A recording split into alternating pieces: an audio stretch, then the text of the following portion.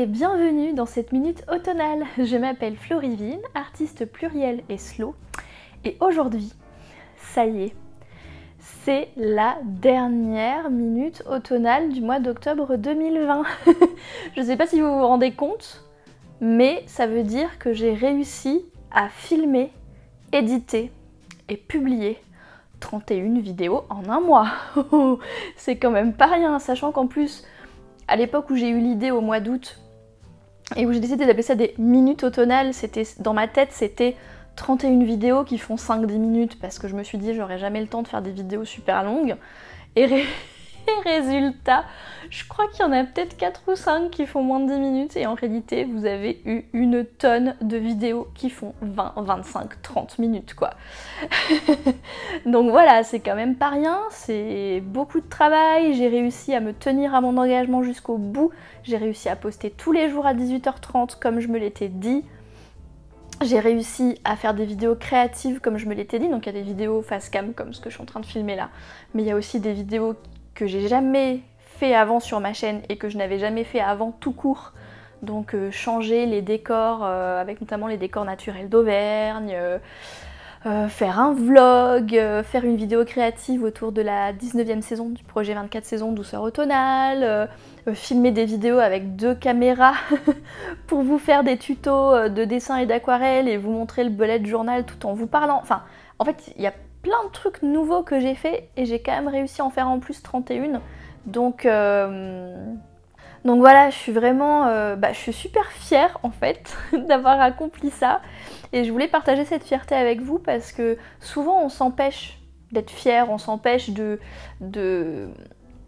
regarder nos accomplissements et de reconnaître que c'est un accomplissement et d'être fier de soi et de s'apporter à soi-même justement cette fierté, ces compliments-là, bravo, t'as réussi, franchement c'est bien. Souvent on s'empêche de le faire, soit parce qu'on n'y pense pas, parce qu'on est tellement focalisé sur les futures choses qu'on pense pas à ce qu'on a accompli jusque-là, soit parce qu'on se dit que c'est prétentieux, on se retient, on s'auto-censure en fait, alors qu'en fait ça fait beaucoup de bien aussi de reconnaître ce qu'on a réussi à faire, les efforts qu'on a fournis, et ce qu'on a appris et comment on a grandi, etc. Donc là j'ai envie de prendre le temps de vous dire que je suis vachement fière d'avoir réussi à arriver jusqu'au bout de ce défi. Enfin, là au moment où j'enregistre, tout n'est pas encore publié, donc ça se trouve je mets un petit peu la charrue avant les bœufs, mais on va partir du principe, vu que c'est la dernière vidéo que je tourne, que toutes les autres sont prêtes, et que tout a bien marché jusque là, je pars du principe qu'à moins qu'il y ait une grosse catastrophe sur ma connexion internet dans les 4 prochaines heures, je pars du principe que le défi a été réussi. Donc voilà, première chose, c'est que je suis vraiment contente. J'ai envie de prendre le temps d'être contente de moi et d'être fière de moi, et je vous invite, quand vous faites ce genre de choses là, que ce soit un défi créatif qui fait 31 jours comme ça, ou que ce soit quelque chose d'autre, hein, quel que soit le projet que vous faites. Par exemple si vous avez fait Créatobre, parce que là ce mois d'octobre j'ai aussi lancé le hashtag Créatobre pour créer de manière slow, en s'amusant, etc. Si vous avez participé, même si vous avez créé juste une toute petite chose, ou que peu importe, hein, l'idée c'est pas d'avoir fait 31 trucs, mais quel que soit ce que vous avez accompli quelque chose. Donc prenons le temps d'être un petit peu fiers en fait, hein, de ce mois d'octobre créatif qu'on a vécu ensemble. Et la deuxième chose que je voulais vous dire avant de rentrer dans le détail, là j'ai mon iPad devant moi, parce que j'ai ouvert mes notes sur Notion, on reparlera de Notion, ça fait 6 semaines que je l'utilise, elle est géniale cette application, on en reparlera. Donc avant de vous parler plus en détail des différents points que j'ai appris, que je voulais partager avec vous, deuxième chose que j'ai envie de vous dire, c'est beaucoup de gratitude en fait. Merci beaucoup d'avoir été là avec moi pendant ces 31 vidéos. J'ai été hyper agréablement surprise de voir le nombre de personnes qui sont venues regarder mes vidéos tous les jours. Parce que moi je me disais une vidéo par jour c'est quand même beaucoup, les gens ça va les lasser, etc. Mais en fait vous avez été hyper nombreux au rendez-vous tous les jours. Vous avez été plusieurs à commenter et à commenter régulièrement. Il y a des noms que je reconnais maintenant dans la section commentaires. Vous avez été, enfin voilà, vraiment un grand merci parce que j'ai eu l'impression que au-delà d'être un projet créatif, c'est vrai que moi je l'ai vraiment abordé comme un projet créatif à l'origine, mais au-delà d'être un projet créatif, ça a vraiment été un projet aussi communautaire en fait entre vous et moi quelque part, et j'ai l'impression que ça a créé du lien entre nous, et que ça a ouvert une ligne de discussion entre nous et tout, et j'ai vraiment trouvé ça super cool. Donc merci. Merci d'avoir été là au rendez-vous et merci d'avoir laissé des commentaires, merci de m'avoir encouragée. Franchement, je suis vraiment hyper honorée de votre présence ici, que dans tout le contenu qui est disponible et le peu de temps que vous soyez là à me regarder, j'en suis vraiment ultra honorée. Pour rappel, le but de ce défi créatif de 31 vidéos YouTuber, pourquoi j'ai choisi de faire 31 vidéos YouTube, il y avait plusieurs choses. Il y avait le fait d'expérimenter en fait avec le format vidéo, de remettre la créativité au centre du format vidéo, parce que j'avais ouvert la chaîne YouTube à l'époque plus pour des raisons de communication que des raisons créatives.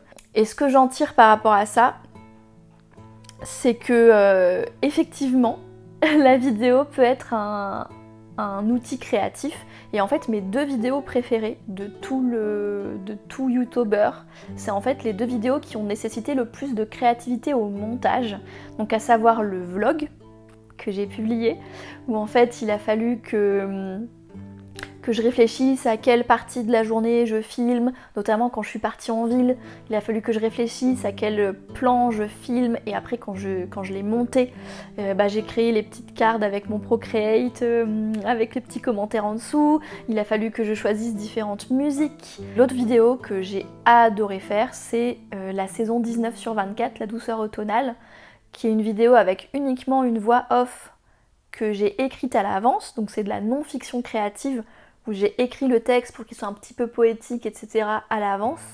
J'avais pris des plans quand je suis allée me promener en Auvergne, quand j'étais en Auvergne, et après il s'est agi de faire pareil, un montage créatif. Donc voilà, là-dessus, sur le fait de remettre la créativité au cœur des vidéos et de voir si le format vidéo, en termes de format d'expression créative, me plaît, les minutes automnales m'ont aidé à répondre à la question, puisque oui, la vidéo en tant que format créatif, ça me plaît.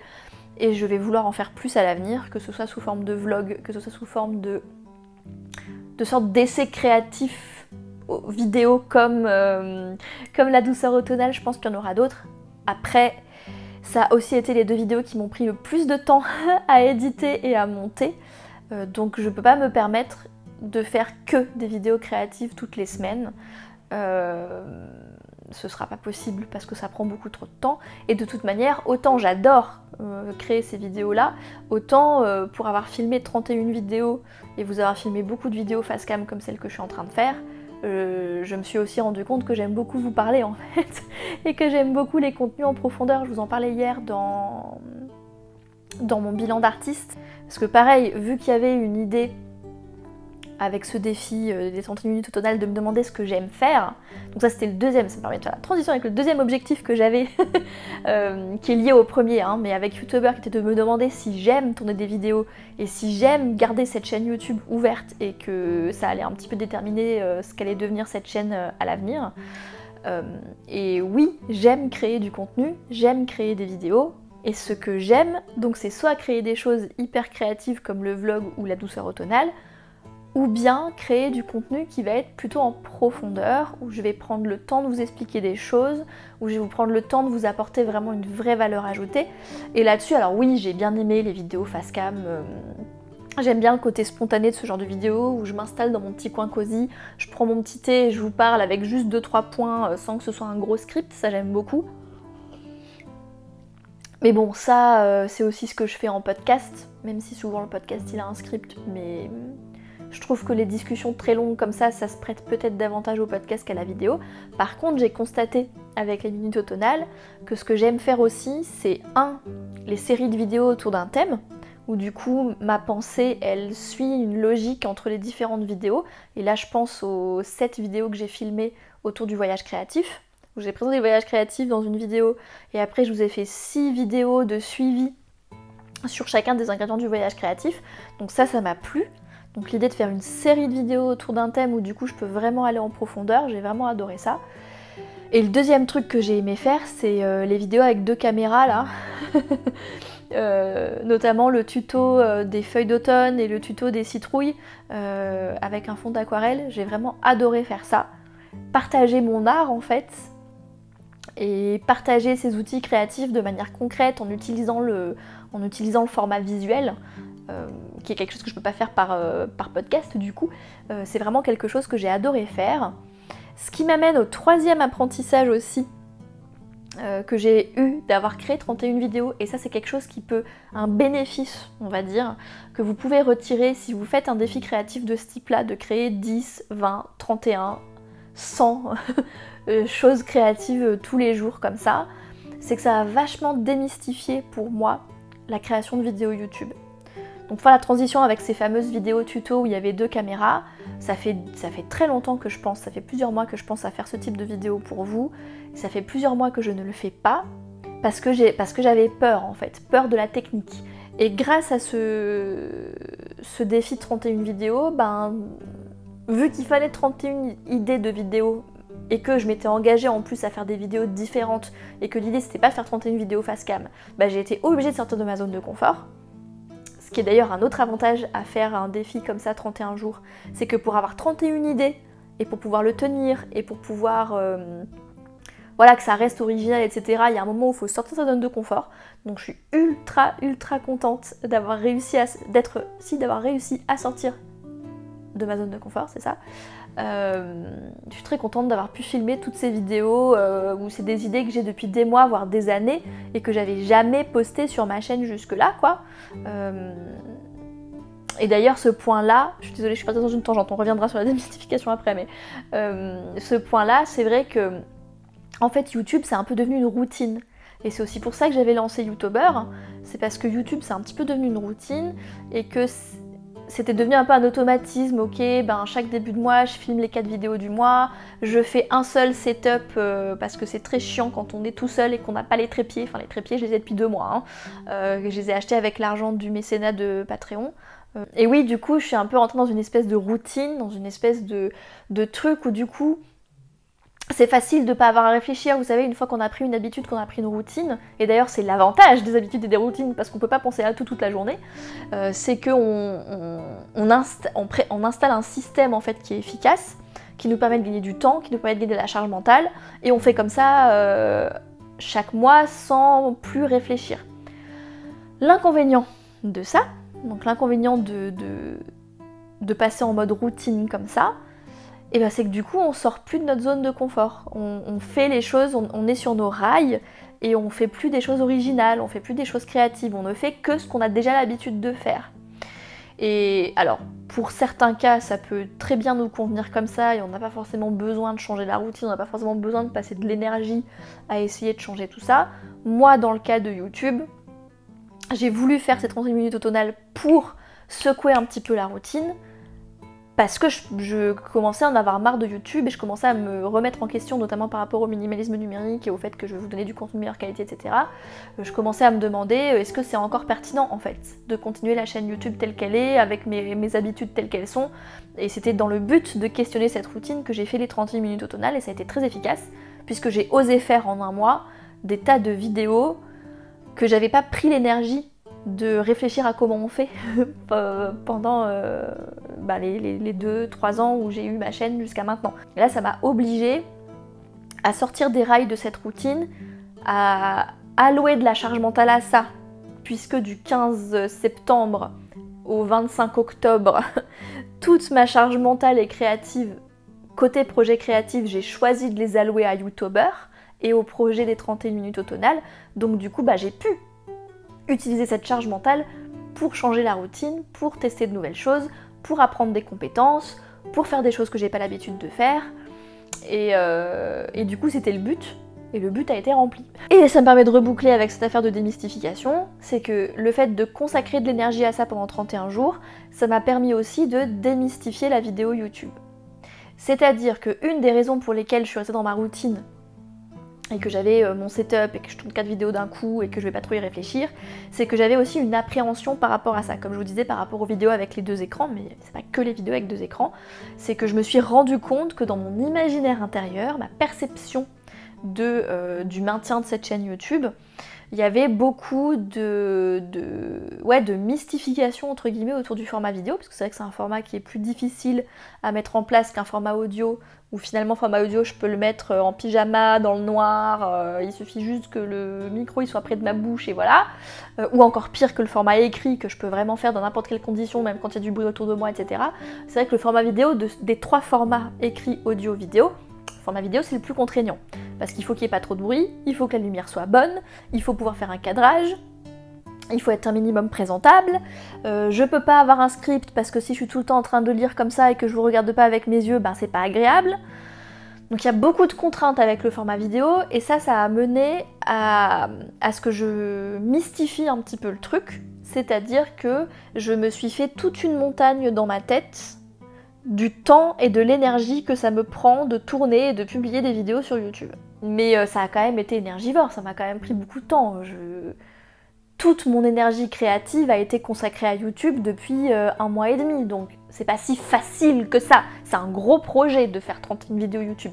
Ce que je veux dire par là, c'est que ça n'a pas été la grosse montagne que j'imaginais que ce serait. Et le fait d'avoir réussi à tourner 31 vidéos, avoir réussi à sortir de ma zone de confort et à faire toutes ces vidéos un petit peu différentes, ça m'a permis de me rendre compte que finalement, tourner 4 vidéos par mois de manière habituelle, et puis prendre le temps de temps en temps de faire des vidéos à 2 écrans, de faire des vidéos tuto, de faire des vlogs, de faire des vidéos créatives, ben c'est pas la mer à boire en fait. C'est pas si grave. Voilà, ça a démystifié le truc. Et l'avantage principal d'avoir démystifié le truc, et on en revient à la minute autour d'un thé que je vous ai tourné, si je me rappelle bien du programme, elle a dû sortir il y a 2 jours pour vous par rapport au slow. Je vous expliquais que le fait de se sentir stressé, de se sentir sous pression, etc., il y a un côté organisationnel et faire, etc., mais il y a aussi un côté être, un côté perception des choses. Et clairement, quand je perçois YouTube et le fait de créer des vidéos tous les mois comme quelque chose d'insurmontable, comme une montagne impossible à gravir, etc., bah vous vous imaginez bien que ça ajoute au sentiment de stress et de pression d'avoir ces 4 vidéos à créer tous les mois, quoi. Tandis que si je démystifie le truc et que je me rends compte que c'est pas très grave, qu'en fait c'est assez simple, que au pire si j'ai pas le temps, je mets ma caméra sur mon mini trépied, je vous parle pendant 5 minutes et ça peut littéralement être installé, tourné, édité et planifié en une demi-heure. Si je suis vraiment en retard, je peux quand même vous sortir une vidéo où je peux quand même vous raconter des trucs intéressants, où je vais être bien cadrée, où il y aura quand même le minimum de qualité que j'exige de ma part pour les vidéos de cette chaîne. Et ben ça déstresse énormément en fait. J'aborde maintenant mon calendrier éditorial de YouTube avec beaucoup plus de sérénité qu'avant. Et je pense que c'est le bénéfice principal que j'ai tiré de cette expérience youtubeur. C'est le fait de m'être prouvé à moi-même que je suis capable de tourner et monter 31 vidéos en 1 mois et demi, de m'être montré à moi-même que c'était pas si compliqué que ça de tester des choses nouvelles, que ça prenait pas autant de temps que ça de tester des choses nouvelles, de m'être prouvé à moi-même que je peux prendre plaisir à imaginer des vidéos un petit peu plus créatives qui tirent davantage parti du format vidéo, et du coup avec cette création de 31 vidéos d'être montée en compétences, et bah tout ça, ça m'a aidé à démystifier un petit peu les vidéos YouTube, à être beaucoup plus sereine par rapport à tout ça. Et ben c'est cool. Ça c'est vraiment le avantage numéro 1 d'avoir fait ce défi. Donc du coup voilà, si vous voulez vous lancer un défi créatif, que ce soit vidéo ou n'importe quel autre support, que ce soit 31 jours ou n'importe quelle autre durée, je vous dirais que un des avantages principaux de ce type de défi, où on fait quelque chose tous les jours pendant une durée donnée et qu'on choisit de consacrer notre énergie mentale et notre énergie créative et notre charge mentale à ce projet-là pendant un temps donné, ben, l'avantage principal c'est qu'effectivement on se rend compte de ce qu'on aime et de ce qu'on aime moins, on monte en compétence et ça démystifie un petit peu le truc et ça permet d'être un peu plus serein par rapport à ça. Après, ça peut aussi vous faire vous rendre compte que ça vous plaît pas. Moi j'aurais pu sortir de ces minutes autour en disant je me suis fait chier à tourner les vidéos, je me suis fait chier à les éditer, j'ai aucun enthousiasme donc j'arrête la chaîne. J'aurais pu. Là c'est pas le cas, je suis contente d'avoir trouvé un angle et des choses qui me plaisent donc la chaîne va continuer, mais ça aurait pu être la conclusion et c'est aussi un apprentissage intéressant parce que comme ça vous arrêtez de vous forcer à faire quelque chose qu'en fait vous n'avez pas vraiment envie de faire. Et donc dernier point que j'ai appris mais ça c'est pas une surprise parce que je le sais, c'est que je vous avoue que là, c'est donc la 31e vidéo que je tourne. J'en ai marre. Ça me rappelle que je suis une artiste plurielle, que j'aime multiplier les supports créatifs. Autant je suis une maker, et là-dessus, il n'y a aucun doute. Donc maker du Sparky Type, c'est-à-dire créatrice.